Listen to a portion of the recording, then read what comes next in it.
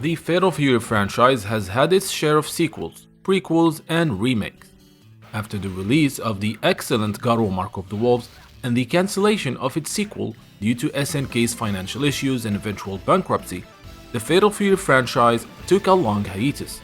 And while no new game was released since Mark of the Wolves, the Fatal Fury IP was not as dormant as many might think. Following the acquisition of SNK by Playmore and the company restructured to focus on the lucrative Pachinko slot machines, the Osaka-based company decided to use the Fatal Fury IP in their new Pachinko business. Over the years that followed, a number of Pachinko Fatal Fury games were released. The first one was Gdensetsu The Legend of Wild Wolf. Released in October 2006, this game roughly borrows events from both Fatal Fury Wild Ambition and Real Bout Fatal Fury. However, the game is set during the first chapter of the IP. Players can choose to play either as Terry, Andy, or Joe. In addition to the standard slot machine gameplay, various mini-games unique to each character can be triggered as bonus stages.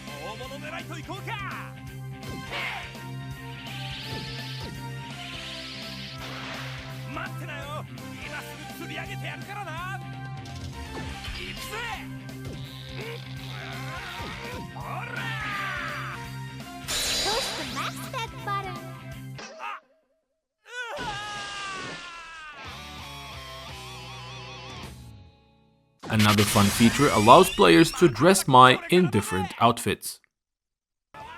When fighting versus Billy Khan or Geese Howard, players are only allowed to play as Terry Bogard, as a way to respect the canon and lore of the Fatal Fury franchise.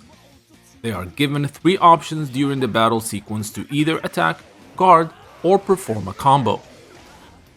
Many characters from the franchise make an appearance in the game, including characters from the Real Bout series.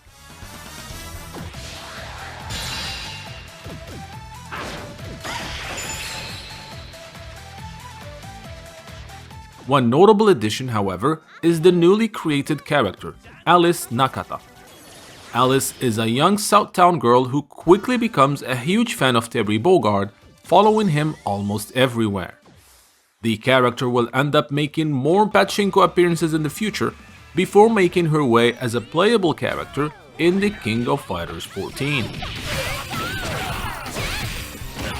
Less than 1 year after the release of Gdensetsu The Legend of Wild Wolf, SNK Playmore announced a sequel titled Gdensetsu Special. Unlike its predecessor, the trio of Terry Bogard, Andy Bogard, and Joe Higashi now traveled together on screen during the game's idle scenes. The chance scenes from the first game were also expanded, randomly selecting one of 4 different sequences to take effect on the game's screen. Most of these sequences are presented in anime cutscenes.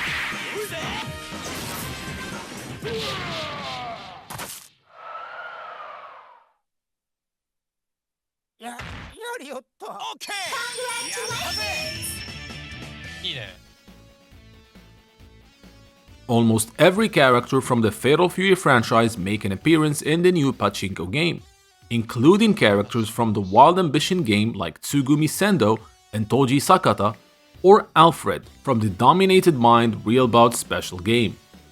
Some Metal Slug characters also make cameo appearances.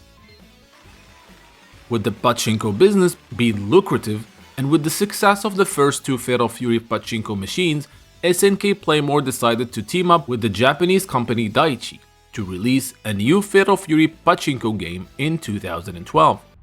Titled Fatal Fury Premium, this game, yet again, retells the story of the first game, but this time in a completely different way. The game takes a more realistic approach to retelling the first chapter. Terry is no longer wearing his red jacket and cap, and instead sports his Mark of the Wolves outfit. While other characters like Raiden, Duck King, or even Mai Shiranui are almost unrecognizable. Alice Nakata, who made her debut in the first Pachinko game of Fatal Fury, also has a sizable role in the story of the new game. Gdensetsu Premium takes so many liberties with the story, like having Mai Shiranui with no Andy Bogart in sight, or making Wolfgang Krauser an important part of the first chapter of the saga.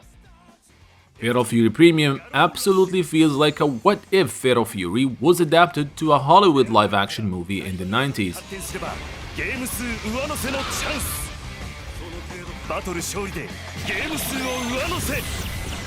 Besides the Pachinko games, 3 mobile Fatal Fury titles were released. The first one, titled Gdensetsu Southtown Adventure, where you play as a young boy exploring Southtown and learning about the characters. The second mobile game was a visual novel titled Gdensetsu Stray Dog Stray Wolf, which tells a story that ties together the events of real-bout Fatal Fury with Garo Mark of the Wolves. Another handheld game called Fatal Fury Mobile was released on January 9, 2007 for mobile phones using Java. Unlike the previous two, this third title was a fighting game, using newly created 3D sprites that absolutely do not look great. It was developed by a company known as Livin Mobile Limited. Fatal Fury Mobile's gameplay was based on Fatal Fury Special and featured 8 playable characters: Terry, Andy, Kim, Joe, Big Bear, Mai, Ching, and Jubei Yamada. The game included various different modes such as quick play, single match, tournament, training, and survival.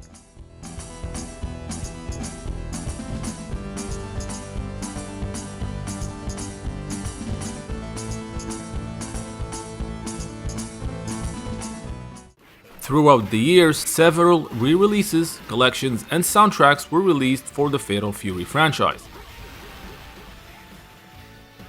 The most notable one is the Fatal Fury 15th Anniversary box set. This massive box included 6 CDs featuring the entire music of the franchise, as well as a DVD which contains a special visual novel that retells the events of all the games from Terry Bogart's perspective. Voice actors from the game reprised their roles for this special project, which has first debuted during the 2006 Tokyo Game Show event.